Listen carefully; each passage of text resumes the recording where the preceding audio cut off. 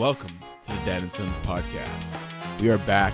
I'm in a room where I don't have to be quieted. And it's great because you're going to be stuck in there forever. So Yeah, it's great. It's perfect all great. timing. I gotta work. Right? Got no time for quarantine. Right? Work. This is a real problem. Don't you guys find it funny that we didn't take a break, but we were a bit late, and between the last episode and now, I mean, the world kind of has ended. The world didn't end.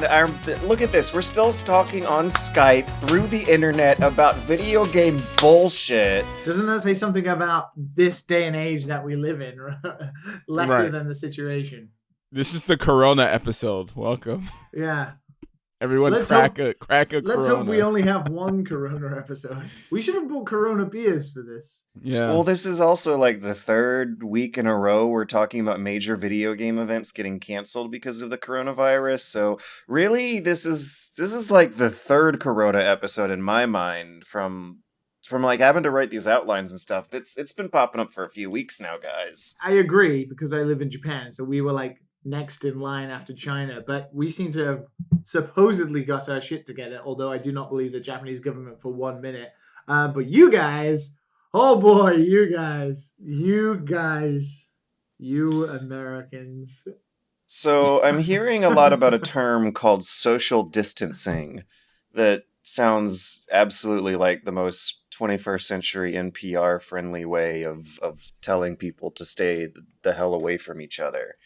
And I didn't hear about it until a day after I had some friends over to play some VR games together, in which I did make sure to have some disinfectant wipes around to wipe the headset off. What off. better way to survive the pandemic than sharing a headset?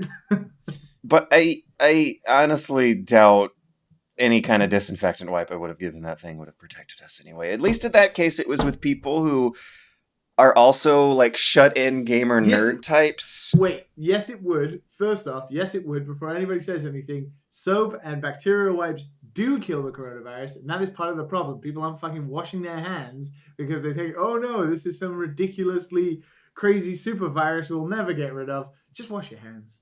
I washed my hands. It's the VR headset that I think has so many more nooks and crannies than someone's hands for germs to hide it. You know, those poo particles, they can just float in the air and get lodged into yummy. all sorts of little holes. The VR headset has many little, so George, little spots in it. To revisit an old classic, when you're playing the Switch on the pooper, would you rather have fecal particles or corona particles now? Oh, absolutely fecal. You know, those don't kill your grandma, you know? Nom. Can't hug grandma. Can't hurt grandma. Feel free to like poop around grandma, kids. Just don't sneeze around grandma. Considering the actual state many people's grandmas are in right now, let's move on to There's no way we can move on from this. It's permeating so many single topics I'm seeing here on the outline. All right. I mean, it's crashed almost every industry in the world, let alone video games and movies. Everything. Tourism, Well, the hope, airplanes, sport. the Fed is trying their hardest to keep the market from crashing. It is insane. They are revealing to the world that they can just write in a different number on the nation's balance sheet and it's fine. They just added a zero or... Can you guys ever remember, and I can't, what SARS or the swine flu or MERS, even Ebola was like, or any time in our life where there has been a global crisis where every single person you know or anybody you ever spoke to would be like, I remember that time. We were hoarding toilet roll underneath the floorboards. I think it's because in previous incidents, at least in America, the government officials were well funded enough to follow a procedure by the book and keep the like 2 guys who had Ebola in a tent under lockdown for 2 weeks, and it went away more or less fairly unremarkably. Because they killed them, right? I'm sure they're fine. No one remembers what happens. Like, oh yeah, quarantine. I mean, it's not the government that kills these. It's Ebola. Anyways, what have you guys been doing? It feels so bad to talk about this as a nerdy shut-in gamer type because this is my natural state Yeah, this is anyway. basically what you're an expert in. Why does NBSC or whatever it's called or CNN, why have they not had you on yet? Why have they not had you to talk and give advice about what the fuck? Residential nerdy gamer. And now we cut live to Super Bunny Hop in the same position he's been in for the past 10 years. So you guys have seen that Steve Brule sketch from Adult Swim's Tim and Eric show where he's like, if you live at home, just make your own puzzles. It cuts down on lonely time. It would totally be like that. I typically have a freezer full of like the month's worth of soup on hand. I actually suffered from a real ass vitamin D deficiency because I actually have gone through weeks of my life where I didn't leave the house. And I feel guilty for thinking about how this is no different from what you're used to. Oh God, that's horrible. I'm a horrible, shitty pod person. So let's turn this into a positive then. Let's use your years of experience and give. So people who are facing isolation, maybe people who are working from home, people who aren't used to it, people who are sociable human beings. God, it's the worst being used to it. Oh, what advice can you give them about staying mentally well balanced? Try to have an animal or a plant or something. Do you think playing video games is the answer? No. Do you think it would help people in this restless time? Yes. So you say no, but yes. Well, because if you strap yourself into a video game that gets you sucked in good enough, like that's the best kind of time fast forwarder there really is. I honestly cannot wait for Animal Crossing. For like just the imagery and the visual nature of Animal Crossing. I feel like that's gonna awash me in everything will be alright. I seriously wonder if criminologists or sociologists or like law enforcement experts are aware of some sort of statistical phenomenon that might actually cause riots and social unrest and crime to decrease during crises in the 21st century because we have so many more options for entertainment in our house to keep us sane than people in previous historical periods did. Like in the 60s when there were blackouts in New York and shit, like people would riot and destroy the city. And now I'm wondering if people would just stay home and wait out whatever cell phone or switch battery they have left for the day or two it takes to get shit back together. Do you reckon people will start rioting? I'm sure there still will be, but I'm wondering if there actually will be statistically less rioting because we live in the cyberpunk dystopia where we have all of our distractions. Do you reckon there will be some rioting before this is over? I mean, we've already had the toilet boarding. Yeah. What is the opposite thing you could do in a situation where you've been told to go into isolation? I know. Let's crowd with thousands of people trying to buy toilet roll and food at the same time, and let's all fight over it and get in each other's faces. And then rioting just adds to that stupidity where you're in close proximity with morons anyway who probably already have it. If people riot over hockey games, I'm sure people will riot over toilet paper shortages. The vibe in the stores are just different. You walk in and like people are there with their families, like it's some type of zombie apocalypse, and everyone's wearing masks. Yeah, let's talk about our grocery stories. I found some water and I got one pack. No, I got 2 packs at first, and she's like, "Oh, it's one per person." So I grabbed one, put it back. She was like, "Oh, I was gonna ring you up for 2," and I was like, "Nah, I'm good. I'll just do the 1." And then this lady behind me has 4. And did she just overheard all of that? Yeah. And she's like, and she does not care. She does not care. She's like, "I'm here with my brother, and we both have kids," or whatever like that. And I was like, okay, you know what? I'm not gonna say anything. I'm just gonna buy my water and then get the hell out. What kind of grocery store are we talking about? You can't find any at the the regular stores like Albertson and which is like kind of like a Kroger, Yeah. and Trader Joe's. So I had to go to grocery outlet. Oh no. Why does Grocery. that sound like the cheap shady one? Yeah, it's like an Aldi's. It looks like an Aldi's. Yeah, the water is water. Yeah, it's not my spring water, but it's water. So, yeah, it was like People who drink bottled water right now probably are not feeling very safe. I don't know. I've never had that much of a problem with tap water, so I don't feel like I would have that hard of a time just filling up some gallon jugs and keeping it in the freezer if I really needed to. yeah, I don't want to drink the poop water here. I mean, I, if I it would comes down avoid to it, if it comes down to it, Filter if that it thing out. absolutely goes to shit, you might have to swallow your pride and some poop water. Yeah, well, I mean, we have a filter, and I use it sometimes. But other than that, like, I like my spring water. But I will drink that poop water for sure. But if it comes down to that, I will be worried about the world. That, So yeah. it's not gonna come to that.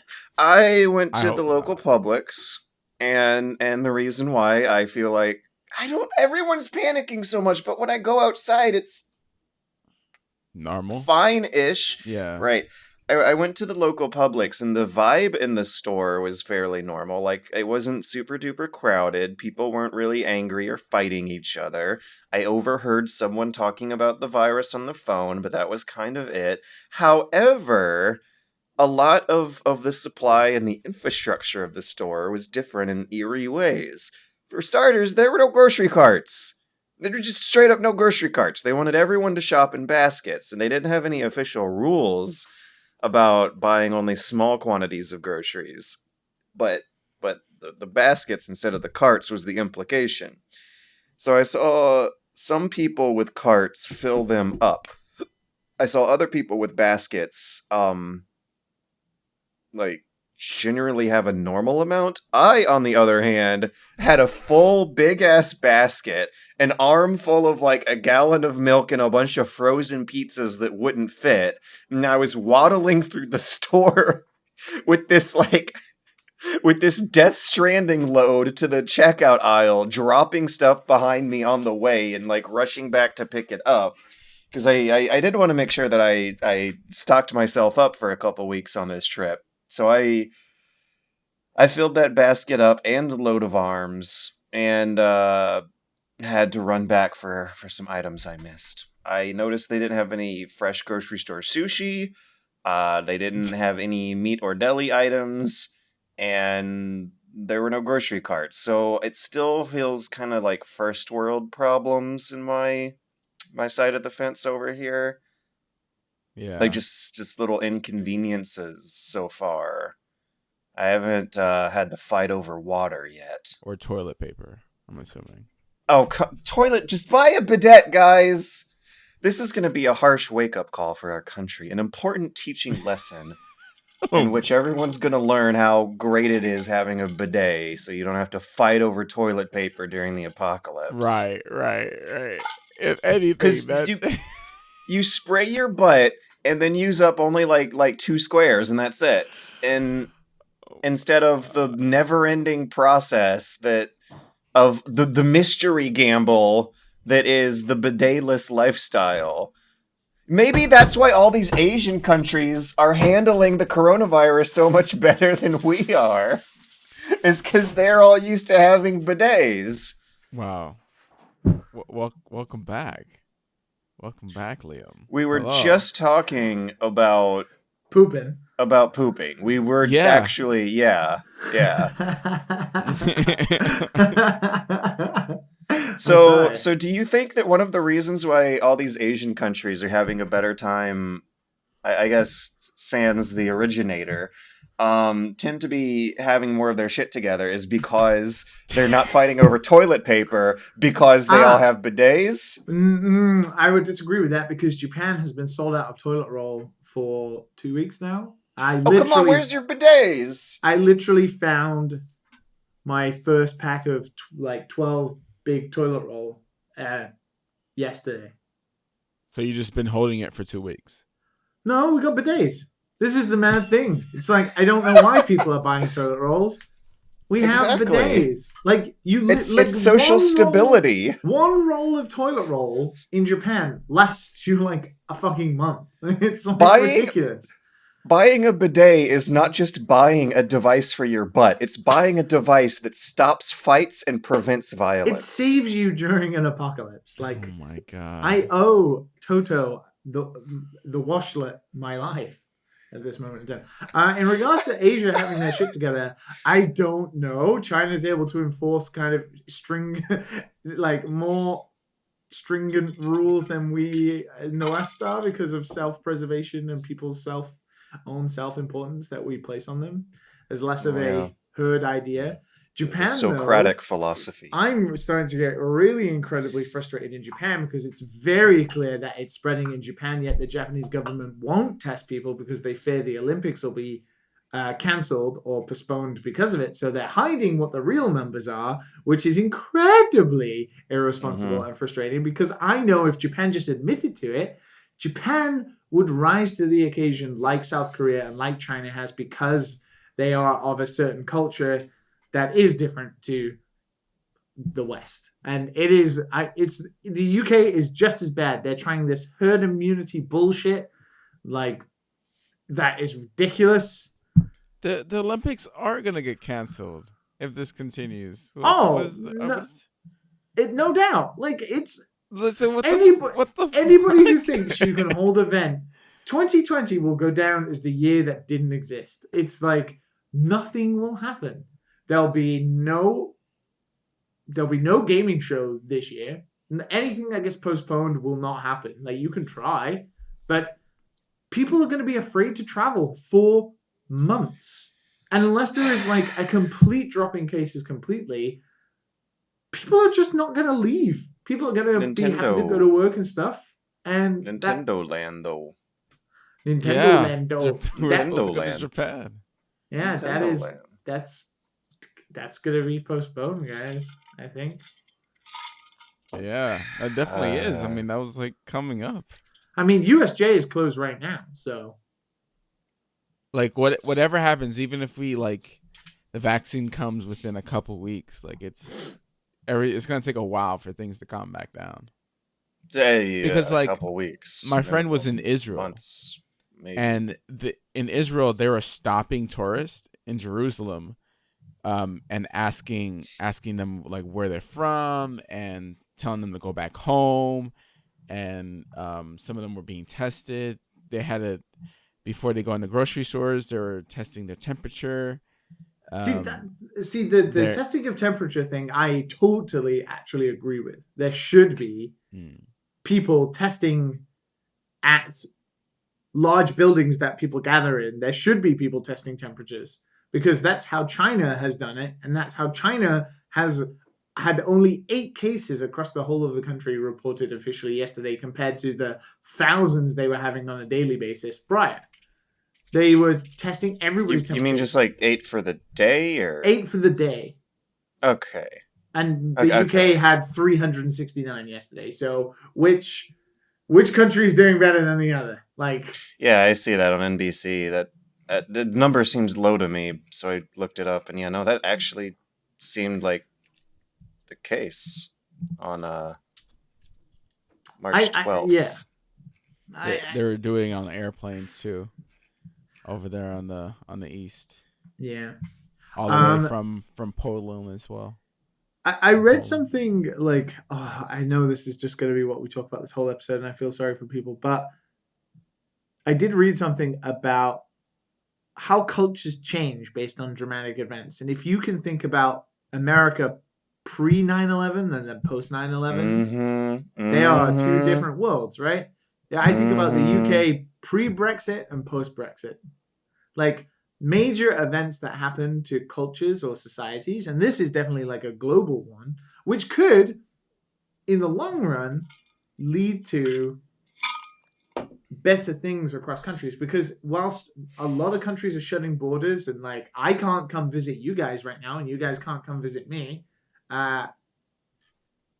there is like a global push for everybody to correspond in a certain way to this. And it does seem to be working in some ways, but there are other countries, US, UK, that are not doing so well. I remember like my dad taking me into the pilot's cockpits to show me how cool planes were before 9/11. I remember what airport security was like before 9/11. I remember seeing the Middle East romanticized as an exotic land of exciting ancient adventure before 9/11. I remember like how much better the job market was, how school shootings weren't as common, how violence in general wasn't as like video games suddenly got way more militant after 9/11. All the adults suddenly did. There was a war against Iraq. Society got way worse after 9/11. There were no benefits to be made. Can you imagine coughing on a plane in 6 months' time? It's gonna have to happen. You can't just not cough your whole life. But that's the world you live in, right? It's like people who have hay fever or allergies who are outside now are going to be like looked upon by other people like, dude. It might change the etiquette. You know how it's like more polite nowadays to sneeze into your shoulder rather than your hands? Yeah. I wonder if that's going to be straight up like a rude faux pas from now on to sneeze into your hands. In Japan, sneezing in your hands anyway is rude. I don't sneeze out loud. When people invented manners hundreds of years ago, they should have had people sneezing into their shoulders from day one. I don't know why sneezing into your hands was ever considered a normal thing. But worse than that is just sneezing out into the open air, like they do in Japan. Fuck those guys. Fuck that. Fuck those guys. Oh god. So I was getting breakfast. Right. Okay. Where's this go? So I was getting breakfast. When I was out in a job, and they had this breakfast sandwich I can get with a croissant, and I was like, all right, cool.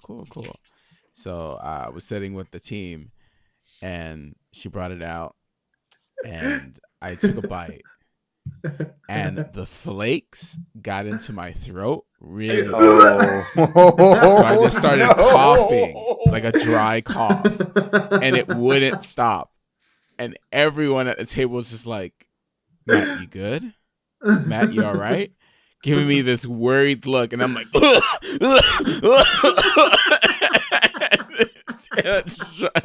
like, no, it's the flakes. It's just the flakes. The fucking flakes. She like burnt it a little bit, and I was just like, the flakes was everywhere. I couldn't, like, it could not get out. Flakes. Water, nothing. I had to leave the table and like go in the bathroom and like really just heave it out, you know. And you know what, so anyone walking by the bathroom hear me go. So they heard that. When you choke on something, you get like watery red eyes, and you're like a bit more purple. People looking at you like. So I came out the bathroom like he's one of the infected. Yeah. You single-handedly like punched a dip in 20% less business that day from you alone. It's like, oh no. Oh, yeah. People, please just wash your hands. If you visit an old person, wear a mask. And if you don't need to go out, just at the moment, stay at home and play video games. Well, I thought that would be cool. I sneaked in one video game the past 2 weeks. And it's a game I've been looking forward to. So I'll tap that in real quick. Ori and the Blind Forest, Ori and the Will of the Wisps. The sequel. I was about to say, you already talked about Ori and the Blind Forest twice. Yeah, I beat that game twice. So playing the second one. So, oh snap! Really? Yeah. Oh. So okay. So let's get some things out of the way. So it's basically Hollow Knight, right? they changed it to like with a lot of Hollow Knight mechanics, but and the gameplay is better. Like they gave Ori a sword and combos. It's insane. Like the gameplay, good. But there's no purpose. There's no purpose to any of it. The story it's just nothing's. There's no magic there anymore. Nothing. Like the story is just an excuse to have Ori just go around killing things. The story was like a big part of the first one, so I don't know how to feel about it. I played a good bit. I didn't just play the first hour. You know, I played like a good chunk yesterday, and I was just like, okay, so this is the game. It doesn't get better after the story doesn't change, and I guess the gameplay is, you know, good enough. There's a bunch of like side quests that are just, it feels like it's just there, you know, like an excuse. Like everything is just an excuse for more gameplay almost. Like there's a bunch of NPCs that just give you like, oh, I need the iron needle for a compass. It's in there. I need this. I really wish I had a bag. I really wish there was someone to do all these favors for me today specifically. Like, you do it. You do it. What is this? A line from Conker's Bad Fur Day that is just like points to this problem out amazingly, where the camera slowly zooms into his face and he internally thinks like, gee, everyone really wants specifically my help right now. So it's funny you're talking about this because I actually, for the first time ever, tried to play the first game, Ori and the Blind Forest. And because it was on Xbox Game Pass, because I was looking, I'm kind of filling the gap between like now and like Friday when Animal Crossing and Doom come out, and kind of like, well, what should I play? And I tried a whole bunch of games, and I tried Ori, and I was really enjoying it until I found like a game-breaking bug I couldn't get over, and I was kind of like, well, fuck this. What? So I went down some weird hole and got a power where you can like press X and then hold X to make it blow up. Okay. Do you know? Like when you throw one of your orbs or whatever? Yeah. And then you can blow it up, and there are like those things that the pillars you can't get past because they're like, you know, you got to try and blow it up and you can carry on going. Yeah. It wouldn't work. It was broke.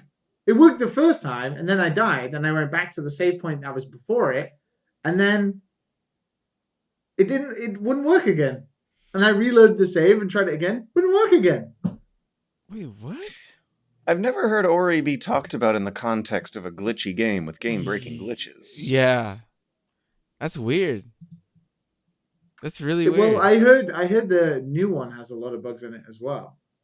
Yeah, I didn't run into any of those either. So maybe I'm just lucky.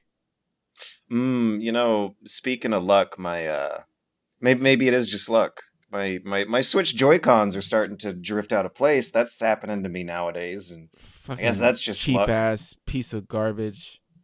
It's because Mercury is in retrograde, and it's apparently an astrological sign that causes your electronics to fail. Somebody's watching too much Curiosity Stream. Are you good on Ori? Wow. Yes, I am good on we do Ori. Got stuff to go through. Wow. We got stuff to go through, do we? Wow. You see, audience? You see what happens every time I talk about a game? You see? Mm-hmm. I'm just okay. Never mind. No. I want to hear about. Oh, I'm good. I'm I'm not good. I want to hear more. George just wants to talk about Civ 6, the game he talks about all the time. Yeah. The game he's talked about like 15 times, and then he wants to talk about VR. Not that he's ever talked about VR before. No, go ahead, George. Go ahead.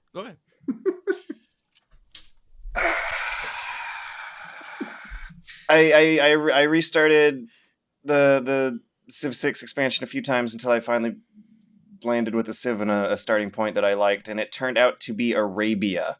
I am gradually warming up to this expansion pack. As I'm going through an epic marathon length game on Empire difficulty, which is making things a hell of a lot more interesting. So I accidentally am playing through the most Islamophobic game of Civ I think I ever could have comprehended. Arabia's special bonuses favor religion and science, and the two of those fold into each other in ways that boost each other's bonuses. How So the does playstyle, that work? it's gradually devolved into a playstyle where I'm seeking the religious victory, which is where you convert the whole planet to your religion, while using a small high-tech army that I will save scum to strike decisively with. Yeah, there are implications. There are a lot of negative implications I'm noticing here. One of which is that the theocracy is the best government type I should be maintaining for this kind of stuff I want to be doing, even late in the main game when we researched all these hyper-advanced synthetic technocracy, AI-powered democracy stuffs. I'm still sticking to the theocracy because of that 5% bonus in theological combat that you get. Also, I can't help but notice that the civilization I'm playing at here, as Salad and as Arabia, they specifically don't focus on great works of art and architecture. You don't exactly need those to be converting other people to your religion, which is the actual freaking goal of the game here. I also am noticing how in the later game, this is actually a really interesting, cool thing that's not folding into a lot of the racist, nationalistic implications of Civ mechanics. But in the later game, in Gathering Storm, they have you doing combat with civilian units instead of military units, as the militaries get more and more high-tech, and it becomes more and more expensive to fight a war, and also more decisive, because the high-techness will just mean that one side will steamroll the other. Asymmetrical warfare starts to become a thing, and you start to have units called, rock bands, that you will march through enemy territory to play songs at their venues. To convert them to your culture instead of taking over them by military. And so it's gotten to a point now where I'm noticing that cities are switching to my side as old empires collapse peacefully. Like I had France in the middle of the map just getting eaten up by the AI on all sides, and it was like watching a grand union collapse when modernism developed, and I guess all the citizens of France just decided that the French government wasn't giving enough for them anymore, and they decided to switch over peacefully to the Arabian government after hundreds of years of being French. I've seen city-states switch back to being a neutral city-state in the late game with a clean slate of 0 envoys that any other players can send, in a way that's really, really interesting. The bloat of units and projects and features that would always come at you in way too high of a quantity to manage in previous civs is streamlined in a really cool way in this one, with systems that all fold into each other in really surprising ways that encourage a rush towards victory states that is paced with all the AI reaching the end at the same time, so you constantly want to have a big decisive war to stamp one of them out in a quick, painful victory, because that's how tense it's getting at this point. There's basically a Cold War of peaceful civilian counteractions fighting against one another, because at this point in the stage, me and the other big power on the map have giant death robots that will mutually assure each other's destruction, and the other giant power on the map is Suleiman of the Ottoman Empire.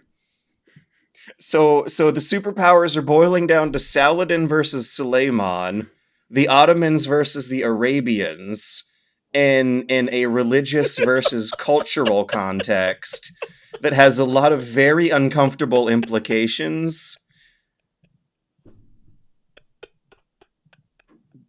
The stuff that Civ will make you say with your mouth sounds really dirty and wrong, and sometimes I wonder if this kind of game is sending the best message to the kids. Oh my god. I was just looking at your write-up. You have a huge write-up. Yeah, I didn't. Because there's so many little quirks that I forgot about. Like how in the late game I'm so underpowered with an underpowered military and basically relying on religion, but it only works because I'm pitting the AIs against each other and selling them oil to maintain a destabilized continent of divided and conquered powers. I have to protect the city-state of Jerusalem because it gives you a quadruple religious bonus to all your religious pressures, and that's like what I need to be able to convert these continents and snag the victory from Suleiman. Otherwise, he's going to get the diplomatic or the cultural victory. I didn't talk about the diplomatic victory system, which has these really interesting quirks to it where you can buy your own votes and trigger a United Nations emergency pledge drive fund, even for a well-developed economy that's doing perfectly fine. So you accumulate currency that allows you to buy UN votes, and during a national disaster, even if you have workers at hand that'll recover you fairly very quickly and cause not a lot of big damage, you can still get the United Nations to be like, oh no, the poor citizens of Arabia are devastated by natural disaster. Everyone pull your funds in and help them out. Even though I was doing fine, I was still able to trigger that kind of event and disempower the rest of the world for my gain. Yeah, I'm warming up to the global warming expansion pack. It's actually pretty good stuff. Civ 6 in a good place right now, kids. I like it. When is the coronavirus expansion? You do have to manage your food to make sure everyone stays healthy. I don't think there's pandemic mechanics in there yet, but give it another modern expansion pack and or some playful imagination with the existing food mechanics, and I'm sure we can fill that gap. You sure fill the gap. I try. God, it's just like a wild, janky sandbox of exploiting the AI and pulling shenanigans off that Firaxis clearly did not intend for. Like, one of the things of this global warming themed expansion pack is that if you use fossil fuels, it'll burn out the atmosphere and melt the ice and melt people's tiles. But the AI has preferences towards clean energy and stuff. And in this game, where one AI, Suleiman of the Ottomans, managed to take over a whole continent and eat the rest of the AIs up and advance himself much, much more faster, he went straight to clean energy. There was no period of heavily industrialized fossil fuel burning that would have turned the map bad in this game. It actually didn't pan out the way the developers intended to teach players this lesson, because the technologies we researched skipped all the fossil fuels entirely. Like in my game, we went from a few years of coal straight to nuclear. So, yeah, it's a weird game with a lot of fun variables that can cause drastic results, but can still be mischievously harmless to dick around with and create shenanigans. I should stop talking about Civ now. Have you got through all of your notes, though, George? There's a lot of notes here. Yeah. See, Firaxis's interface works against you. Yeah. Okay. Also, kids, no. The only reason I said Civ 6 is in a nice place and it's fine now is because I installed some UI mods that made the interface better. Kids, if you want to actually get into Civ 6 off of my recommendation, make sure you look up some UI mods, and that's when it clicked for me. That's all. And now I can stop talking about Civ. I'm sorry. I installed a bunch of Civ mods and I got real excited about Civ. I gotta try it again. I never finished. I think you should. I might be able to help you out. I might be able to get you into it with some enthusiastic coaching and pointing you at some mods. Is Civ 6 the one that's out on the Switch? Yeah. There's also a decent Switch version. How does it control? I don't know. Sorry, man. No, I just want to download something and just be able to click what mods I want and just automatically syncs in. It's surprisingly easy for Civ 6. I had so many UI mods that there was a conflict, but you kind of click the subscribe button in the workshop and it just works. Oh, really? Mm-hmm. Oh.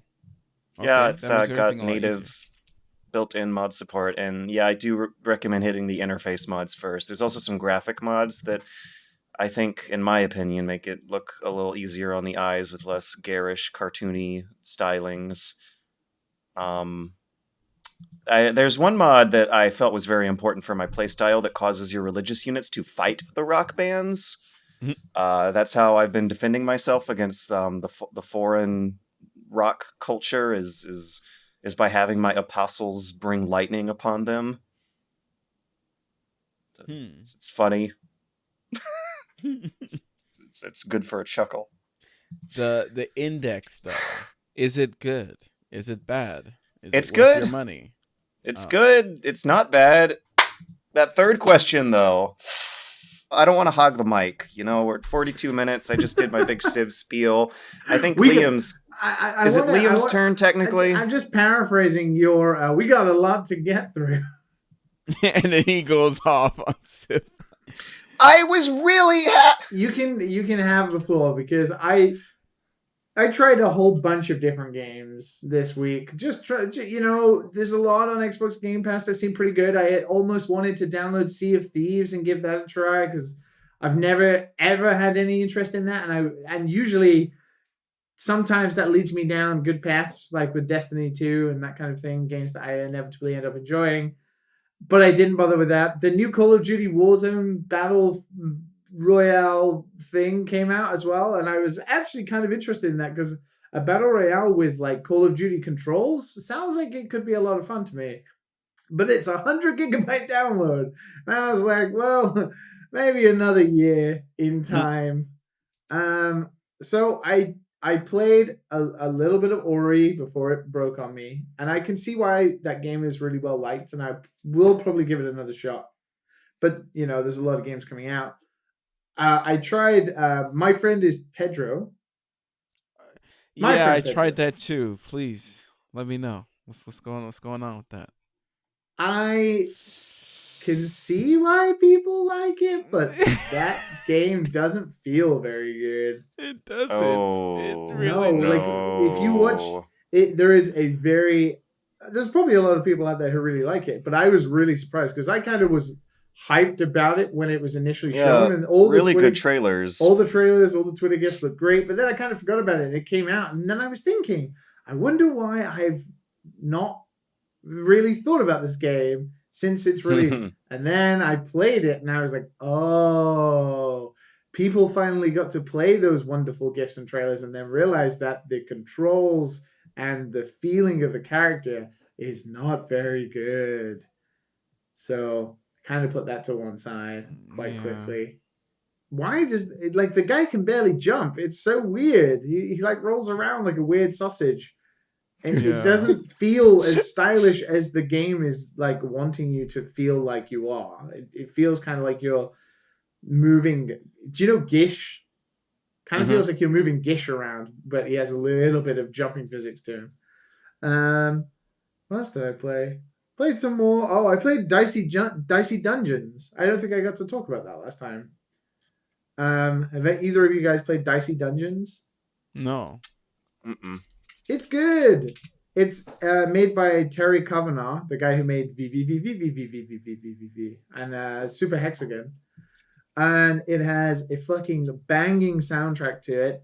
And it's a roguelike where you fight enemies and you use dice rolls and you put the dice in little modifiers. So, for example, you'll have something simple that is like a sword, and the sword says, need more than 5 to deal damage. And, you'll roll a dice, you get a 5, you put the 5 in, does 5 damage.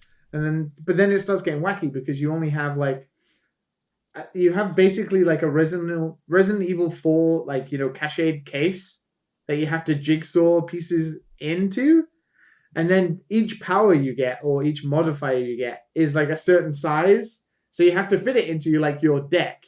So you have to kind of mix and match all these different modifiers that you think are good, and they're all different sizes and different shapes, so you have to try and squeeze them all in. And then once you built out like a deck, you can then go into fights rolling dice and then putting the dice in the different modifiers and stuff. It's really, really fun. It's quite cute and simple. I'll probably play some more of that, but it has different characters to unlock. It's very similar to maybe Slay the Spire in some way. That's a lot of fun. I love the art style of Dicey Dungeons. It's really nice. Really, really nice. And the soundtrack, if anything, just listen to the soundtrack. It's made by Chipsel and is like the jazziest, awesome sounding chiptune soundtrack for a long time. It is really nice. Terry Really Kavanagh nice. games are just always good in general. Yeah, God, for the most, I'm really. It's he's really very cool to smart. see like him and Chipsel grow up into a way more complicated game than Super Hexagon, because Super Yeah, Hexagon was like it was actually one of my favorite games of like 2012 or whatnot. But this is so much. It's so different out of his wheelhouse. When I yeah. think Terry You Kavanagh know, game, I think of very very minimalistic yeah. and And even then, it's like this game is very minimalistic if you think of it in the context of what is like popular indie right now. But it's so smart, and a lot of its systems are really smart, and it's very much like I don't want to say like a game designer's game, but it is. There's a lot of like, ooh, It that's really sure looks smart. like it. Yeah, mm. yeah. But it's really fun. It's really, really fun. And like you're just like you're grooving along to the soundtrack and you're really getting into it and you're rolling fucking dice and you're like, yeah, we're gonna do this. It's good Terry shit. Kavanagh games are groovy, fruity games. They are. God, I'm a weirdo. And then other than that, I started playing Magic Arena again because I'm a loser. And now I just wait. I just It's wait like for Animal Crossing and Doom and the Resident Evil 3 demo and then Final Fantasy 7 and life might get better. I don't even know what I'm waiting for anymore.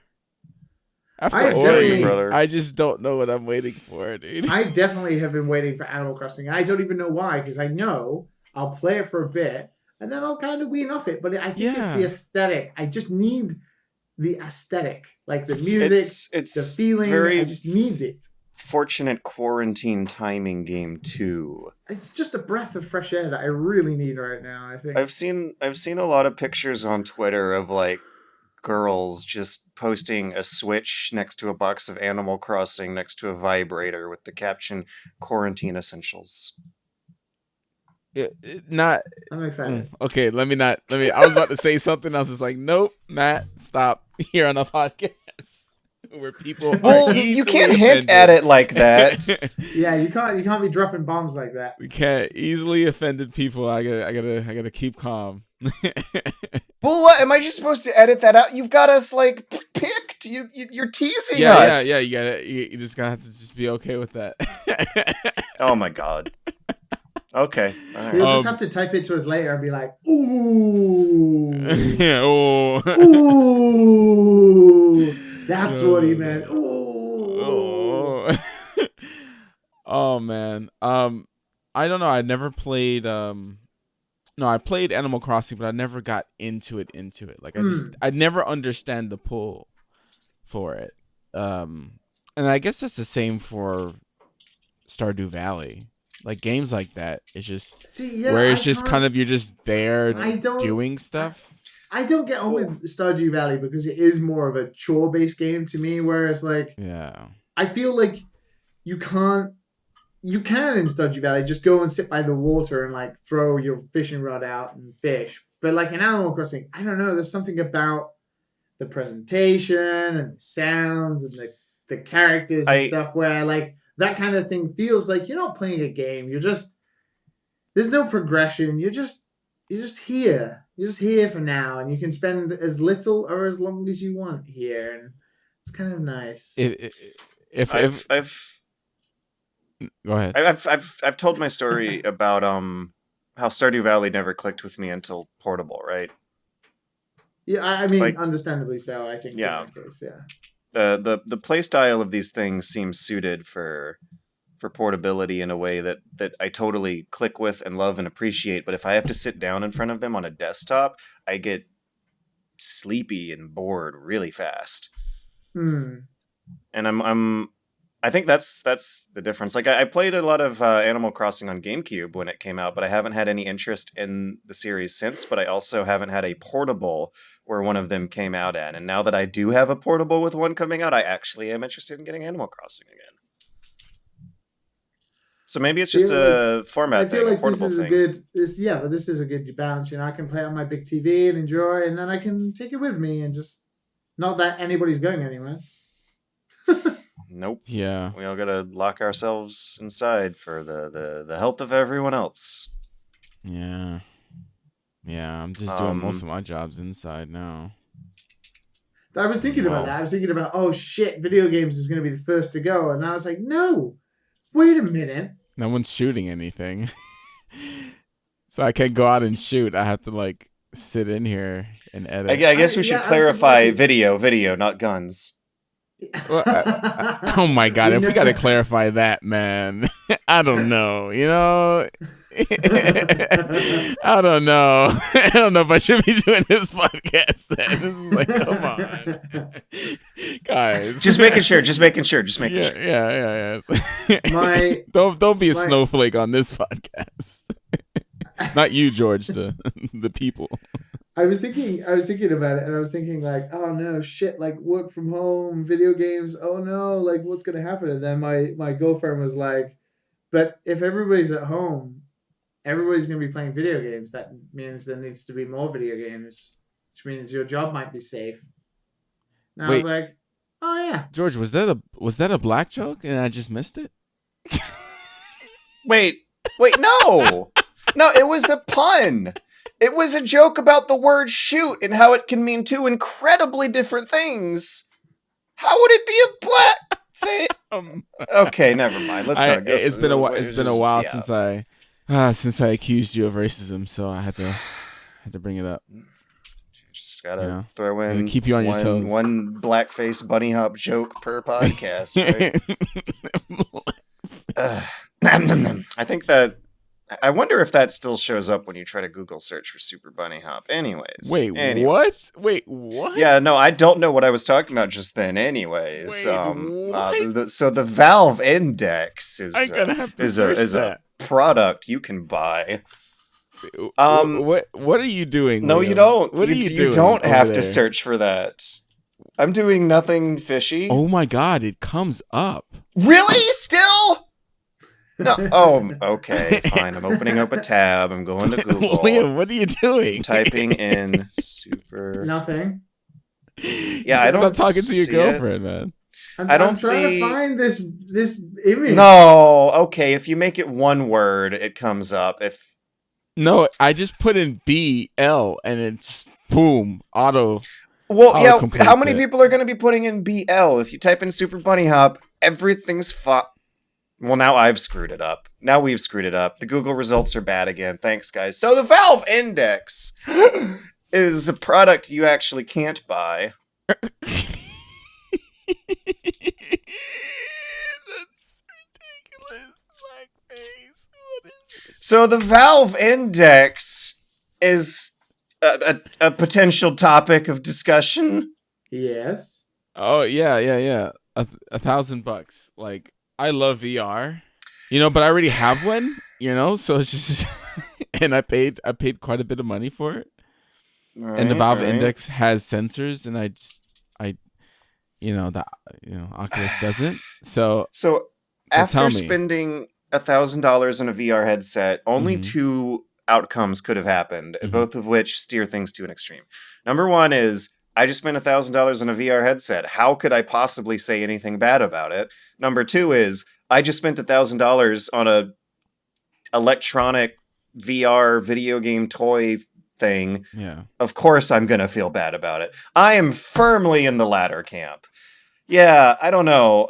For $1,000, I guess I was expecting it to mix my drinks and suck my dick, but that it can. Is not the case. It definitely can. That's like the first thing people ask when they find things that seem like your dick is being sucked via the index. It's the first thing people ask. Yo, can I try out that VR porn? I'm like, that's not the same as a $1,000 sex robot. Okay, the Valve Index is not a magical sex robot, even though it's $1,000, right? It's a high-end VR headset that does feel slightly better than the PSVR. Slightly better? Slightly better, please. The resolution is better. Please. The tracking is better. Such bullshit. Neither are still perfect, and neither are good enough for $1,000, and neither actually feel like a $600 step from the PSVR. In the grand scheme of how VR will look 20 years from now, it might be seen as a slight step. You can literally walk around. You can get up. Well, you can in PSVR too, and not get off the. No, you can't. know you That's can't not do true. shit. You have like 1.5 steps in PSVR. Oh, you have 4 steps in Valve Index. No, what a you can difference! go wherever you want in the room. No, there's boundaries I that you could do draw with that the in line on the Oculus. I ground, could literally walk around my whole room in Oculus. and you'll clip through the walls, and your character won't want to go. No, That's I set not my own. how. I set my own guardian. Oh, that's so weird. That's so weird. That's so weird. I Okay. didn't know Valve does that. Okay, interesting. Well, one of the I'm trying to see what feature you're talking about, because when playing Superhot on PSVR, you totally do have a range of like 2 steps around you. I was watching my friend play the heist demo. The first thing he did was get out of the chair the VR demo throws you in and walk out of a restaurant the VR demo throws you in. You can walk around the room in PSVR. It's something it doesn't do well, but it's always something it was able to do. The Valve Index does it well. The PSVR doesn't do it well. They both do the same thing. That's why I consider it just a slight step. Like, I know that the price difference is big, and that the actual raw power of the stuff going through these 2 machines is a bigger difference. But in practice, as the consumer playing similar experiences between the 2, it does not feel like $600 higher quality than what I've been used to. Okay. If you're talking about money, no. Valve Index being $1,000, that's a lot of money. That's too much money. You should definitely get like everyone should probably, unless you just have the money, then more power to you. But you should just get an Oculus. That's like a couple. So I had the money lying around, and I was also hyped for Alex, and specifically hyped for gameplay devices using finger tracking, right? Yes. So I got real excited for a VR experience in which my fingers would be tracked. Yes. And as it turns out, it only really works if your fingers are physically touching the controller in very specific spots that sometimes you might have to adjust your grip for. Otherwise, you start seeing your fingers in the game go a little crazy. Boneworks is the one big flagship game using that feature gimmick right now. Yes. And in Boneworks, they decided not just to give you a hand with fingers, but also a big ass arm that will collide with geometry and physics objects. And that is a reminder of why VR games usually don't do that. Boneworks is a VR physics puzzle game that is very, for me at least, it's been very hard to control and pilot because of VR arm. 2 VR arms are constantly getting in the way of a lot of stuff I'm trying to interact with that will not translate to where I am in real life. For example, if you're climbing up a wall, your arm will start to pass through a solid object that is in the game in front of your character. So while your game's hand is like bumping the wall and stopping, your real hand is passing right through, and it ends up not registering your grabs correctly.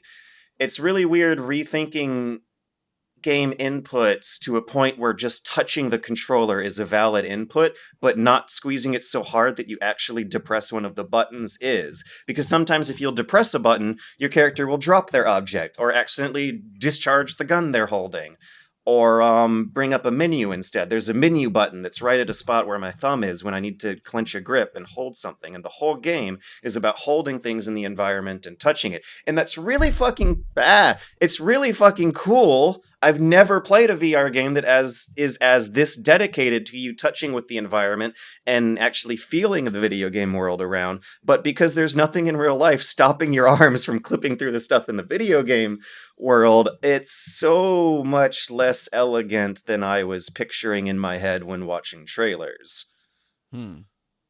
Interesting. Yeah. I'm gonna play it for myself and see like if that's a George thing or if it's like an everything. Might be a George thing. One weird thing is that I wanted to play this game standing at first, but I found it way easier to play seated because I would instinctively walk around too much and end up causing my character to be out of line later for situations that would result in me clipping through a spot in the ground I'm not supposed to and bumping a bunch of scenery over and fucking up the physics puzzle. Hmm. Besides that, though, Well, I've been playing Beat Saber, and it's fantastic. what about the resolution? Oh, it's a step up. Still not. Still not good. Interesting. Yeah. For $1,000, I was expecting to see a little No. bit more of a convincing image inside.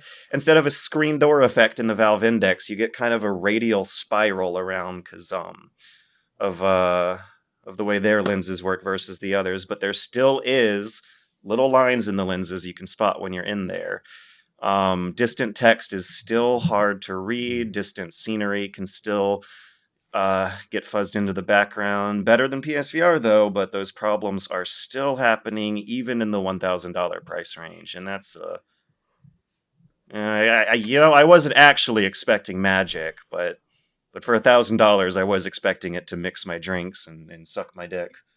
Yeah. Can I have it? If I get bored of it in a month, I'll mail it to you for a month, yeah. I want to play Half-Life Alyx. I feel like in 6 months, things might wind down to a point where I could let go with it for a few while. Yeah. I know I'm going to be sucking in because I know it's going to get fucking 10 out of 10s everywhere and be like the hottest shit since it is coronavirus. And then... yeah. Well, I'm gonna be like, well, I'm gonna spend like $300 on Oculus Quest, and then like I'm gonna play it, and I'll be like, yeah, that's cool. After making the purchase myself, I would like to use my platform here to say, kids, you don't have to spend $1,000 for this game. As far as I know, it's more the controller that money is going in. The headset, I don't think is that technically big a step up from the HTC Vive, which is technically not that big a step up from way lower end hardware like the PSVR and WMR headsets. Yeah. Have you tried the Half-Life? What is it? The textured thing? What is it they released? The environmental? Yeah. Mm-hmm. And it's actually really impressive. One of the funny things comparing stuff like that to Boneworks is that Boneworks is made in Unity, and a lot of really basic looking grid line test environments, almost really blank rooms with just a repeating grid texture in Boneworks will still bog the frame rate down. But in for Half-Life, they've released some preview areas you can walk around in that just run at like this 120 frames per second solid with way more polygonal clutter on the ground. I'm guessing there's way less physics rigid bodies going on in these rooms than in Boneworks, but it's really promising. Those areas do look damn good. It's ridiculous how much detail they've managed to cram into a VR environment. Whatever engine they have planned for that is crazy optimized. Yeah. I think they are calling it Source 3, aren't they? It's Source 2 point something, right? Something. Source something. Boneworks is real funny because it's a Unity game designed to emulate a lot of the jankiness of the Source engine.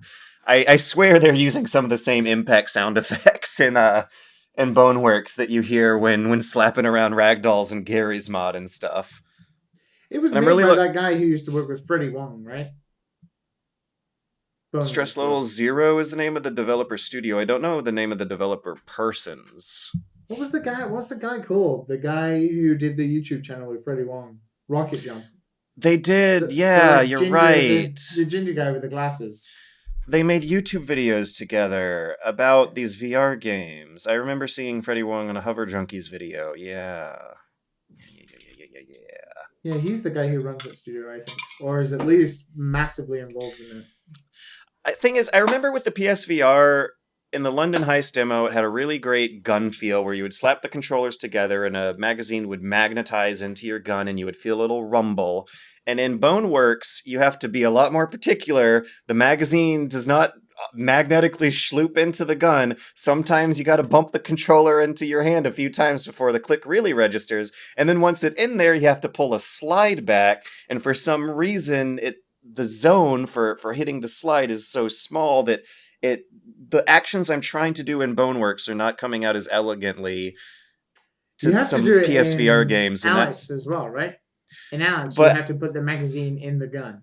And in Alyx, they specifically decided not to try to flop your arms around while you're doing that. You're just a pair of floating gloves, And Boneworks is a stellar example of why VR arms are probably much more trouble than they're worth than having a pair of floating VR gun or hand gloves. I mean, not gloves, gloves. I'm getting all jittery and excited.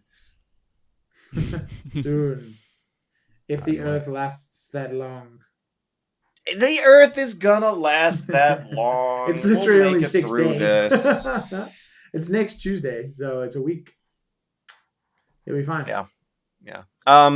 One big question I was trying to ask myself is if I wanted to play through some older Half-Life games in VR. And honestly, if I only have a week, I might rather be spending my time with Boneworks and Beat Saber and Asgard's Wrath and Pavlov and new stuff I haven't played before going through old stuff I have before. Yeah, but you're gonna play Alex, aren't you? Yes. Yeah, and until then, I'm going to be investing more time in Beat Saber. Haven't talked enough about Beat Saber. Beat Saber is fantastic. Beat Saber totally is the second best way to strap someone into a tech demo for VR than Super Hot. I mean, yeah, Boneworks is a janky-ass mess of a VR game where you will see a lot of shit go wrong. It's not something to strap Grandma in. For Grandma, though, strap her into Beat Saber. Beat Saber is the most literal execution of just dance to the music. That's the whole game I've ever seen in the realm of rhythm games. You wave your arms at certain places, you move your body to certain places to the beat of the music, and I went straight to the modded download songs and did Uptown Funk, where the game will have you crouch to the ground and wave your hands in the air as if you were like squatting and snapping like in the music video. And the Gangnam Style. You didn't say it. What? Raise your hands in the air like you just Don't care. don't care. And in the Gangnam Style video, in the Gangnam Style level of Beat Saber, you'll like have your hand on your hip and swing your lasso and up in the air with your arm. And under the sea, they make you crouch down under some watery effects and like jam out on a steel drum down there. Watching way you that- discover music is like watching a chimpanzee open a banana. Oh my really. god. It's like a Look at the weird, giddy lanky nature. creature Yeah. making arm motions. It's really Like, clever and what then- the and then designers the were able to music pull had off. me go down, and then the music had me go up, and it made me shake left and right. It was a fun time for all. was- It sounds like it's about to be a monster mash. Yeah, no, Beat Saber is good. Beat Saber is I want to Right. get real good at Beat Saber. It feels so much more natural to pull off in a way similar to Jubeat, where like just naturally tapping the screen. It's an input method that I gel with better than a lot of other rhythm games where I start losing track of what buttons I'm supposed to press. In Beat Saber, you're always clearly looking at exactly what the game wants you to be doing. Even when it gets crazy, it's easy to figure out what motions the game wants you to do. Like, if you see a whole lot of inputs coming at you at once, that basically just means shake. Shake, shake. Those inputs are going to ask you to be going up and down. So, yeah, I no wanna more play than 3 Beat Saber songs in, again. I just knew to shake whenever I saw that coming. I want to And it play worked. Beat Saber again. Beat Saber is a game where the tracking worked exactly as it should. There were no big chunky VR arms slopping things out of the way. You stand in one spot. You don't have to or can walk around a room and screw things up.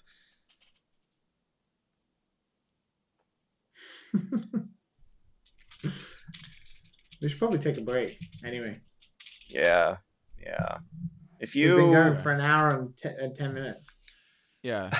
I was waiting You for know- the break and it wasn't happening, so I was just like, all right.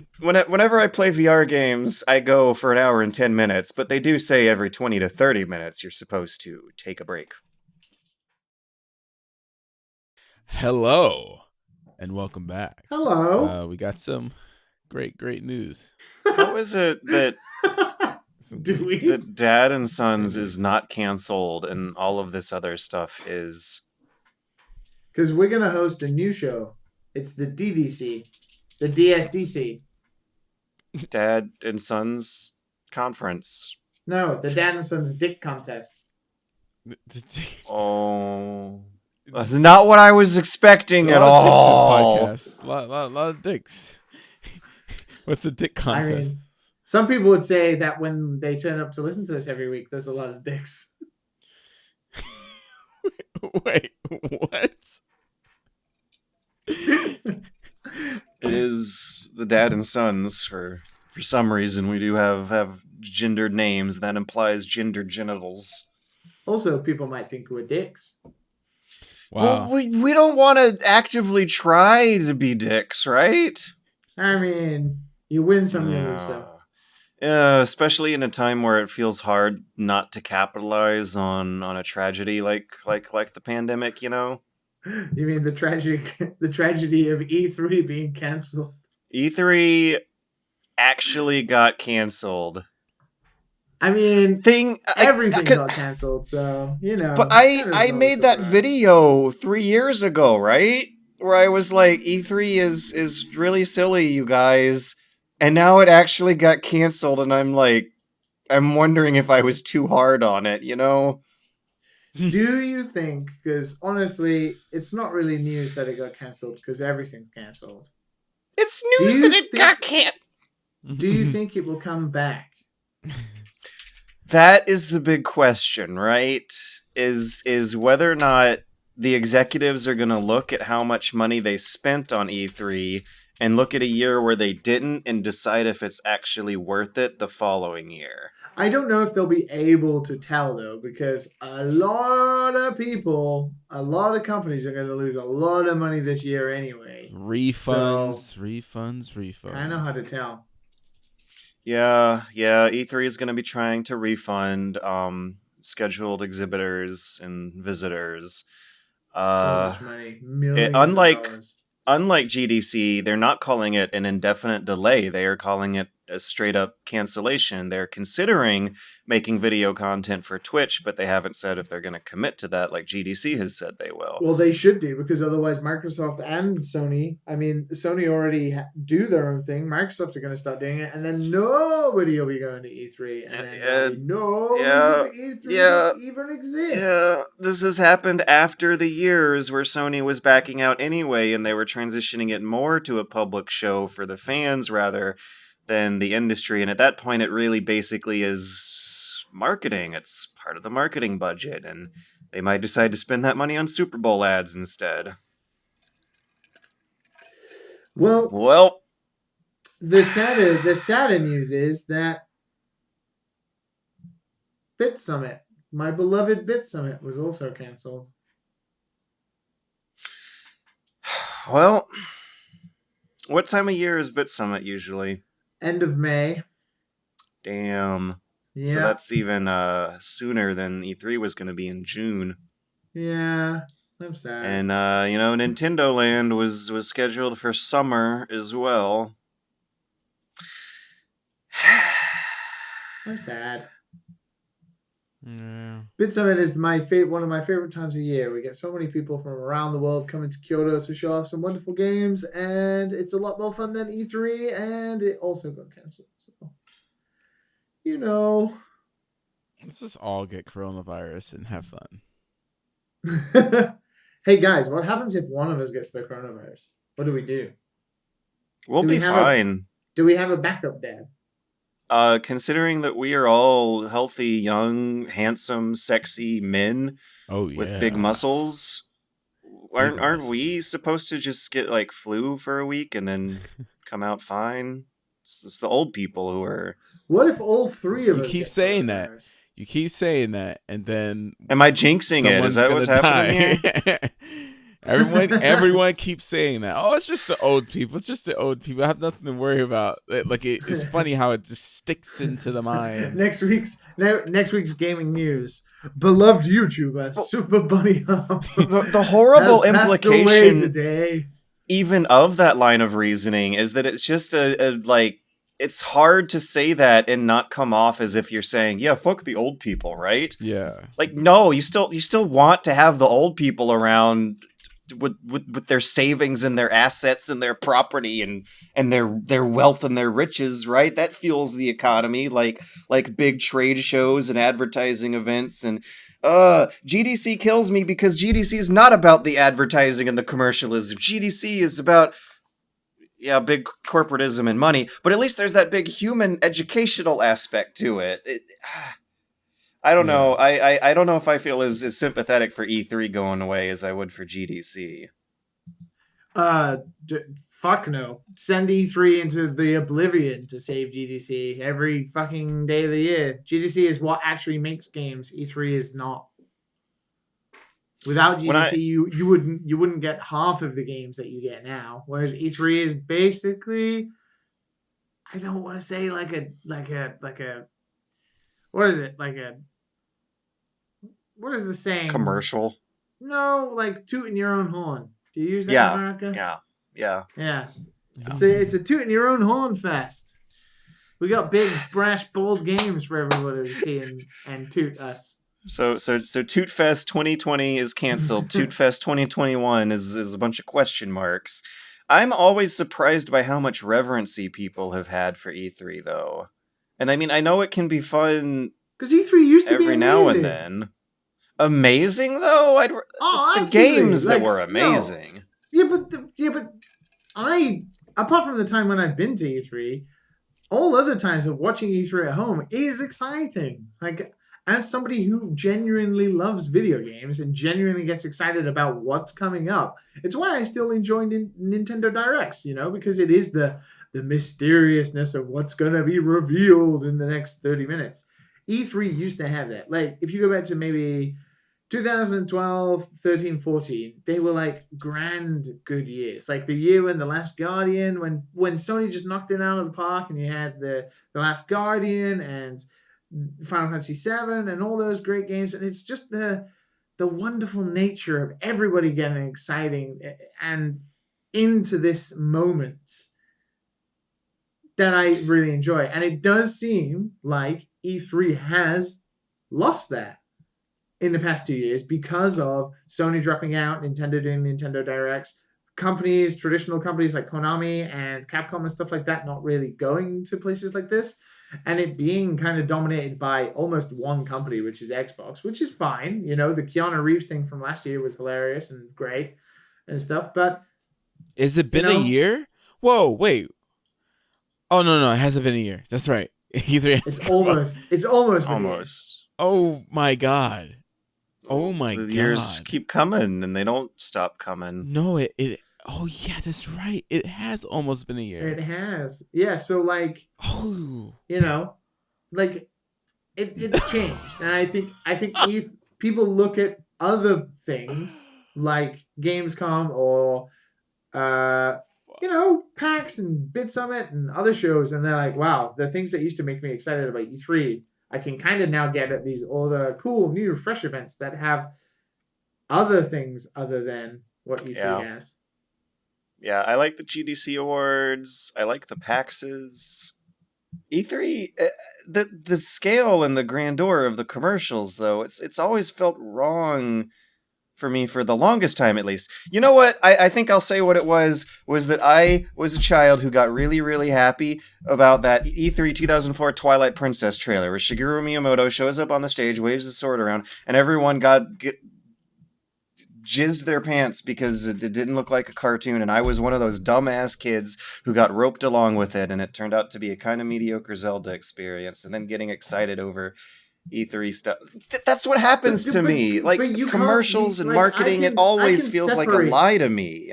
I can separate that though. I feel like the celebration of games itself and what the eventual games turn out to be like is something I don't even connect. I don't connect E3 with the final product. I never have done that. I just felt like E3 is a thing that exists. And then the game itself, months go by and then it gets released. It's like Fallout 4.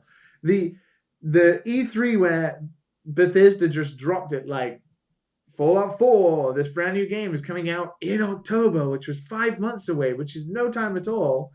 And then everyone's like, whoa! And then the game comes out, it's all right. It's, It was a janky mess. The it town was- building minigame was better than the RPG stuff. But my point is that E3, because of what had happened, because of that event, because of stuff, like two separate things. One was exciting, one was mediocre. I still enjoyed one. I was meh about the other. Yeah. I find it difficult to separate the excitement of a marketing event over a product from the product itself, because the marketing event is just there to convince you to buy the product itself. And it's part of the same like narrative experience, the same chain of events, the same causality and consequentiality. But you don't buy games. You I literally just don't spent play $1,000 anything new. on video. I just spent $1,000 playing brand new high-end VR Boneworks Beat Saber beat off fests. And those, I mean, It's fine. that's like the only thing you have bought. Yeah, VR is like the one thing that I think really tickles my heart anymore these days. Yeah, and of course, Half-Life. I was going to say Half-Life 3, but Alex is coming out. No. The Civ 6 expansion I'm playing through came out in like February of last year, I think, maybe. What? Oh, that was an expansion, not a mod? I thought it was a mod. No, it was, well, I installed a bunch of mods on top of the expansion. Oh, Gathering okay, Storm okay. came out on February, 2019. God, they're still coming out with packs. So, okay, fine. I'm playing a 1-year-old game. Fuck me, right? I mean, you have talked about Civ 6 like 8 times. Yeah. I've played through it the 2 times on launch, when the Rise and Storm expansion pack came out and when the Gathering Storm expansion pack came out. I'm playing one of my favorite games again when new expansion packs come out. Fuck me, right? This You become said it, a not me. Civ YouTuber, man. The Xbox Series X has had its full specs revealed. They have like had a story embargoed with outlets like Digital Foundry and Eurogamer, really, really technical stuff. They've broken this thing down, given the guts to the press, and now we have quotes from Eurogamer that read things like, "The Project Scarlet SoC system on chip is fabricated on an enhanced rendition of TSMC's 7nm process, which we understand rolls up a bunch of improvements to the technology right up but not including the new EUV-based 7nm chip, which is a 360mm squared slice of silicon significantly smaller than we speculated, that pairs customized versions of AMD's Zen 2 CPU core with 12.155 teraflops of GPU compute power." Yeah, AMD is killing it right now. AMD is Liam, killing it. what does this mean? Liam, what am I looking at? Liam, why am I supposed to be excited by all these words and numbers? Same reason you would be excited about a new PC, I guess. I don't know. Yeah, this is the AMD's new stuff. This AMD's new this stuff isn't even in PCs yet. So yeah, pretty the exciting. 7. Yeah, it's not even out. It's gonna be good. That's probably why. I wouldn't say. I mean, I'm not a console gamer, so I don't know how it feels. But I mean, if you play consoles, yeah, this will probably be a good tight. experience. Yeah, 1 terabyte. And the thing is, they're using it to a good. They have this system, but they're using it to a good effect. Like the stuff they've been talking about, like the one that excites me is this quick resume thing where you can have like fucking 7 games paused continually in a state of where you're at, and you can just load them up within like 5 seconds of each other. I feel like and that's play them. ridiculous, and why would you do that? But it's there. I would totally because, like, actually use that. I I'm would so tired of actually use it. I'd taking be discs like playing out. Slay the Spire, then I want to hop into Animal Crossing and kidding do me? something, and then I'm gonna play Smash. It's Bros. alt tabbing, for I your can- console. It is literally alt tabbing. Like I would love it. Like, whenever I have to take a disc Yes. out and put a disc back in on my Sony PlayStation 4, I'm like, what is this, 1994? And I remember that being the one big thing about the Xbox One launch people were super complaining about. Rightfully so, because the offline backup is important. But honestly, ever since 1998, I've been installing CD cracks on PC games anyway. That feels like another thing coming to console world that I'm just used to on PC. You know what they're trying to do, right? They're trying to make sure that you Take buy it on away the store. your ownership. Yeah. So you don't have that disc for So after you the don't have that apocalypse disc. happens. Don't go to I GameStop anymore. Maybe there will be a coronavirus apocalypse, and it will be a powerful wake up call, an important teaching moment for all of Americans to make sure you have offline backups of your media, kids, because the servers will get cut off at some point in the future. Maybe sooner than everyone's expecting to. Offline media backups are really important for keeping people sane during their quarantines during the apocalypse. Yeah, also backwards compatibility features. Crazy good backwards compatibility features. Like you can load in original Xbox games and have HDR features get added in the new sense of new TVs that you buy that we horrifically screwed up on one of the earlier podcast episodes.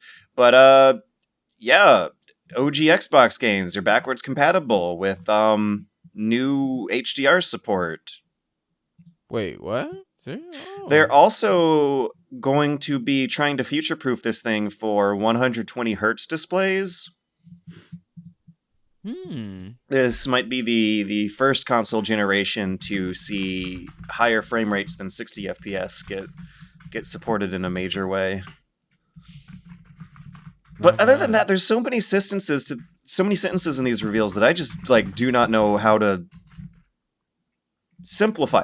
RDNA 2 fully supports the latest DXR Tier 1.1 standard. Similar to the Turing RT core, it accelerates the creation of the so-called BVH structures required to accurately map ray traversal and intersections, which means dedicated hardware acceleration for ray tracing, which means chunks of silicon and metal that process lines getting drawn around invisibly to determine how lighting works. Yeah. Just confusing the customer. It doesn't matter. This is a reveal that is not for customers. It is for people way more hardcore than I think I am. I'm excited about the controller. Oh yeah, tell us why the controller's exciting. It just looks like an Xbox controller to me. Because it's got a D-pad that doesn't fucking suck. Well, they've been doing that since the Xbone, I thought. I thought the Xbox 360 Pro pad had a better D-pad. Yeah, but I don't want to spend $120 on a fucking Pro They're pad. $120 now? What? It's insane. Okay. Yeah, Xbox D-pads are okay sometimes. I thought they actually fixed that problem right out the gate with the Xbox One pad. Nope. Yeah, the D-pad looks okay. PCI, like the feel of it and everything is terrible. PCI 4.0 connections through the USB? What the fuck are you talking about? Yeah, that was one thing that weirded me out. I think that's more future-proofing stuff for when USB standards change, which is scheduled to happen soon too. Internal, I get, but external, like they have the new shit in here. That's insane, man. That's pretty good. That's the one thing that kind of is weird is they have proprietary SSD slots though. Oh really? Oh, does that mean no upgrading? So you have to buy whatever their extended SSD. But that would be weird. They have to open up the box and exchange it out? Like what would happen? No. There is literally like a port on the back. It's like a tiny, like almost like a credit card, a bit thicker, and you can put I think it's Seagate. Oh, like the old PS2 days when you used to connect that big old network drive or but it's proprietary, so you can't just go and buy any SSD like you can with the PS4 or something. You have to fucking buy. My god, it's so small. Like when the PSP was selling those memory cards for like ridiculous prices. Oh, it's not a USB. It just looks small in that screen. Oh, it's just a terabyte by Seagate. So many failed drives come back to the store when I used to work at Micro Center. Okay. Okay. I mean, sure. Looks cool. That's. Yeah. I would say this is like a worthy worthy console, people are. I think people are going to be happy. Console gamers, it's a They're- crazy upgrade. It's a crazy. It upgrade. always depends on the library more so than the Yes, hardware. yeah. They're obviously confident, right? I mean, they're fucking just exploding out with information, how it looks, the controller, all of the specs, all of the features already, and they're obviously quite confident in it. And I mean, a lot of people are excited. I haven't seen that much negative about it. So, well, I mean, go ahead. Let's see how this year plans out for you. I mean, nobody knows what the PS5 is yet. Nobody knows anything about it yet. What? No, we had a bit of a technical breakdown with Mark Cerny talking about how they were also going to be focusing on SSDs for really, really fast loading times. Well, they just had one thing, didn't they? They had Spider-Man. yeah. It is weirding me out how they're using current gen games to demo next gen hardware. Because for this Xbox thing, they were using Gears of War, Gears 5, which we have played, and we have played Spider-Man.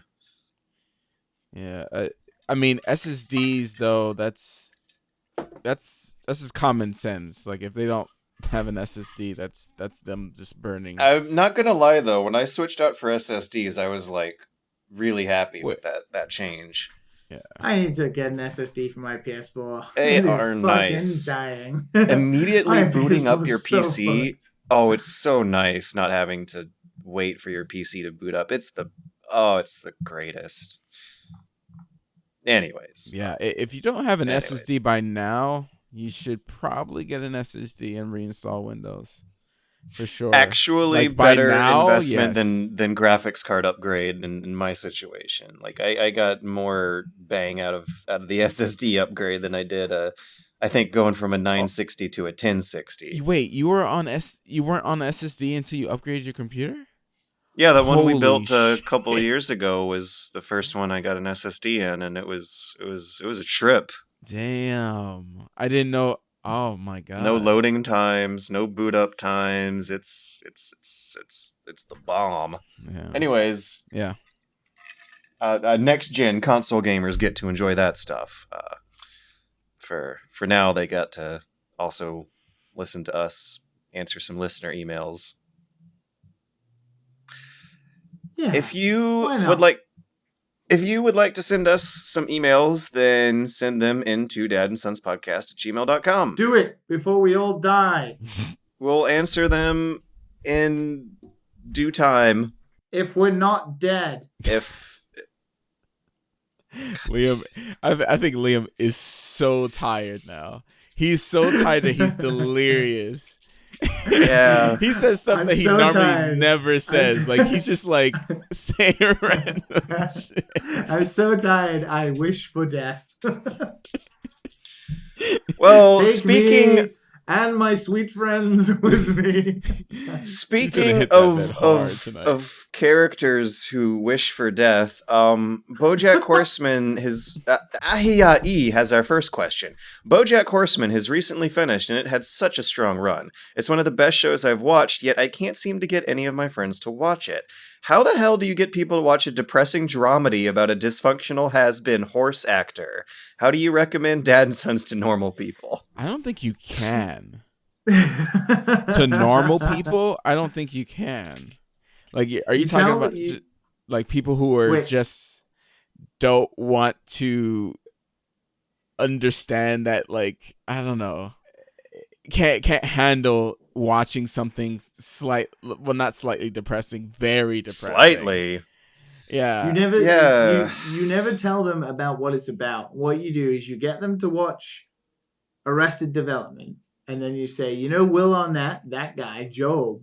Well, imagine him as an alcoholic, dysfunctional horse actor. Whoa, and no it's a way! comedy. That And you was should Job? You should watch didn't it, know? and they'll be like, "Whoa, that sounds really funny." And then they'll watch it, and they'll be like, "Oh."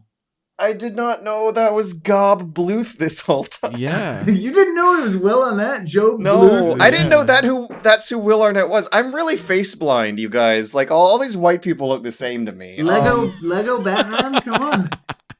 I Is could that an Arrested probably Development joke because May- a guy in Arrested Development has face blindness as well. No, I literally actually do have face blindness. Like Which one's Matt?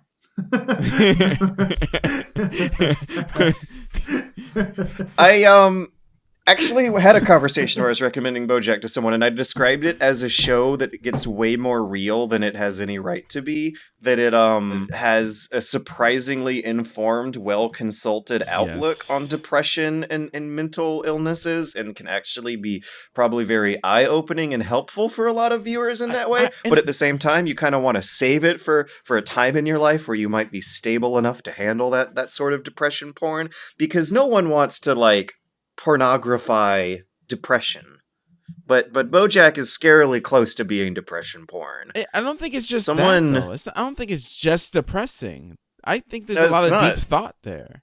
Yeah, a lot of development about how these characters grow things. and mature and change, and there's wonderful foils and contrasts between like BoJack and Mr. Peanut Butter, and how all of those two characters represent different parts of their psyche and each other's psyche, and also how insanely relatable it feels to me. Like, I think that's what got me sucked in, was how as a washed up internet celebrity myself, right, I felt an intense connection with a lot of the struggles he would be going through, and it was informative and helpful and surreal and interesting to see that explored in a show that also is full of a lot of cute, wholesome wordplay and animal jokes sometimes. Yeah. I showed a friend the Underwater Film Festival episode, and it was the only BoJack episode they ever saw, but they said at the end that it seemed beautiful. Yes. And I noticed at the time... I was just thinking about that episode, yeah. That episode also feels like what happens when kids grow up watching SpongeBob and then grow up to make their own cartoons for adults, because it has a lot of the same humor and a lot of the same beats, and throws the character in a lot of similar situations where a parody of life will happen while a lot of cute, wholesome animal jokes get like peppered in along the way. I think the cute, wholesome aspect of it is something that not enough people talk about, because it also does feel really warm and fuzzy a lot of times. Yes, a lot. That's what I'm saying. It's not just depressing. There's definitely more depressing, but I feel like if you like deep thought, you would enjoy BoJack Horseman. The thing about normal people want to watch reruns of The Office. That's what they want to do. They don't want to watch BoJack Horseman. You could try, but most of the time they will just kind of like give up after a few episodes. I've seen that so many times. I was like, BoJack Horseman, and they just like, I'd rather watch the new episode of The Mandalorian. It's like, they follow the crowd. I mean, they're both good, and I've heard a lot of normies get into BoJack. What I've heard them say though is that the first season is the weak one, and I didn't feel that. I didn't feel that either. Yeah, I got sucked in like right at episode 2. You could slowly like I don't know, like first give them something that's only a little bit depressing, like work them up to it, and then they you could probably do that. Ooh, also, I think it's really interesting how the show plays with continuity, how shit that you forgot about from 2 seasons ago will suddenly be the big issue of this season finale. And it's in a way that makes sense, that might remind you of something you forgot about in your own life from 2 years ago that comes back to haunt you. Yeah. It's good. How do we answer the second question then? How do you recommend Dad and Sons to normal people? Matt, Poorly. You're the normal one. He is? I think he means normies, like people who. But we already answered that. I answered that. I love that term has now become mainstream enough that it was just like a parody of how isolated and specialized everyone's personality has become in the internet age. Yeah. Everyone knows what a normie is, so what does that say about normal people? If normal people know that there is a stereotype referring to like obnoxiously normal people. Yeah, it's not wrong with normal, or going home and playing Call of Duty and Fortnite. There's nothing wrong with that stuff. You're fitting right in.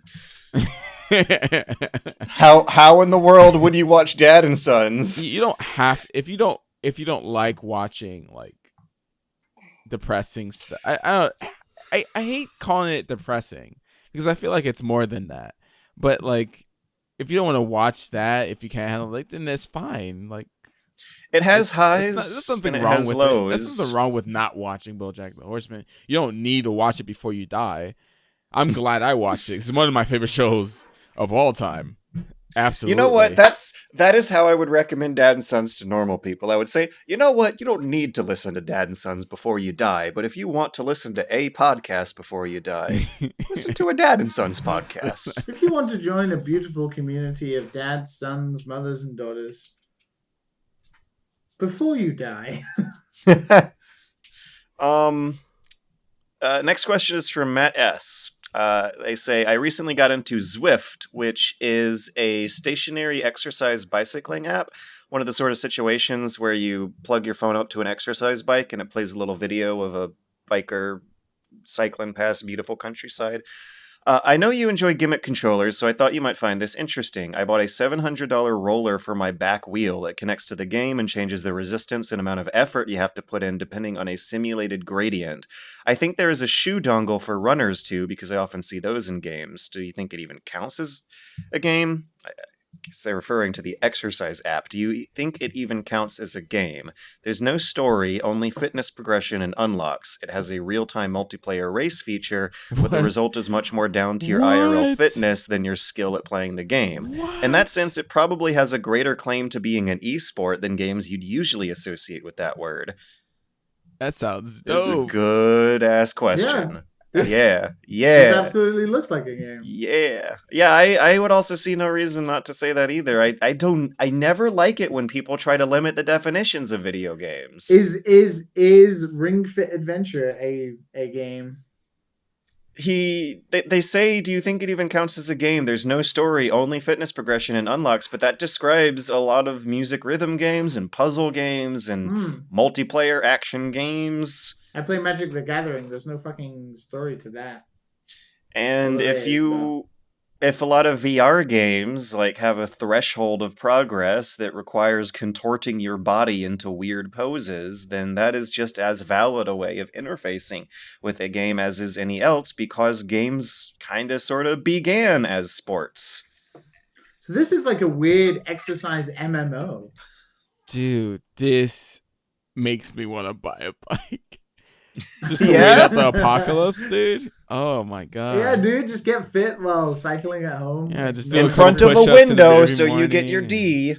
Gotta get your D, kids. Make sure you open the window during your... Oh god, I'm imagining a horrifically dystopic future where there's so many people living on Earth and they're so germy that everyone spends their whole lives indoors. That's definitely a novel that I'm sure has been written in the Cold War. So okay. So we get the Zwift app with the bike, and then get the special exercise version of the Oculus with switchable pads, right? Right. Then we're a doing VR treadmill, we're where you slide your feet around the little hole in the ground. No, we're riding a bike, so it doesn't really matter. Oh, well, what if I want to run alongside the bikes? Right, like that would be so cool. I think you would get sick, but it would be so cool. Definitely get sick. Absolutely get sick. We will all be soon anyway. Oh no! Look who's depressing now. What is Look there? who sank to my level, dude. I think there's actually an esports, guys. Yeah. Really? Yeah. This is a tour. There was a tour, and it has about 43,000 views, and it's just a bunch of people doing it. Oh my Zwift god! e-racing championships. Oh my god! This is a thing. We're discovering live on air that stationary bike races that use the app to track your progress is an esport with a commentator and a set. Holy shit! Yeah. What a weird time. E-racing championships. gosh, this is cute. Fucking way. This is so cute. Oh, there they are in the background, and This is amazing. the camera's slowly panning across a set of dudes in latex, just. Or what is it? Lycra? Lycra? What is that skin tight material that Flanders wears when he goes skiing? Oh, and all the chat is talking about how fit and in shape everyone looks. Not like the usual esports. Woo! Oh my god. I wonder if they have their own bikes. Oh, they do. Can you control the way where the bike goes? Is it yeah, Bluetooth is there like some special engineering, some fine tuning? How do they make sure that everyone's bike is on the same specs? Right? You can't touch how do they know they're not cheating? No, well, This is amazing. This is on BT Sport in the UK. This is like a real sport. Exercise, not bike races, exercise bike races. People literally have commentators and shit for this. In any case, the question: do you think this counts as a game? Yes. In that sense, it probably has a greater claim to be an esport than games usually. Does this count as an esport? Yeah. Yes. Yes, it does. I mean, again, like by the strictest definition of the word, why wouldn't it? It's a sport and it's electronic. Oh, dude, I kind of want to get this. Oh my god. Well, thanks for showing us Zwift, Matt S. $400 later. Yo, guys, playing Zwift. This was the most expensive episode of Dad and Sons in history. That was a question that suddenly got answered with a very resounding, unanimous, immediate yes. That looks really cool. Looks That really really freaking cool. See, mats are cool. That's what it is. It's just mats. Yeah. Is it? Does it strike you guys as a little dorky though, or is that just me and my judgmental George ass? I think that's you. Oh, okay, yeah, probably. Yeah, whatever. I'll take that. I'll accept that. I'll eat that plate of bullshit. Like someone literally has. You can make a setup. There's a setup video, and they have like it connected to a monitor in front of your bike. A big monitor. Yeah, that sounds about right. I wonder if they have a Skyrim level. Like, how customizable are these backdrops? Oh my I god! wonder. Okay. Like, can you now we're bike getting through into Aperture mods. Labs or something? Yeah, are there mods for Zwift? Are there Zwift mods? I want to bicycle majestically next to a flock of Macho Man dragons on the mountains. There it is.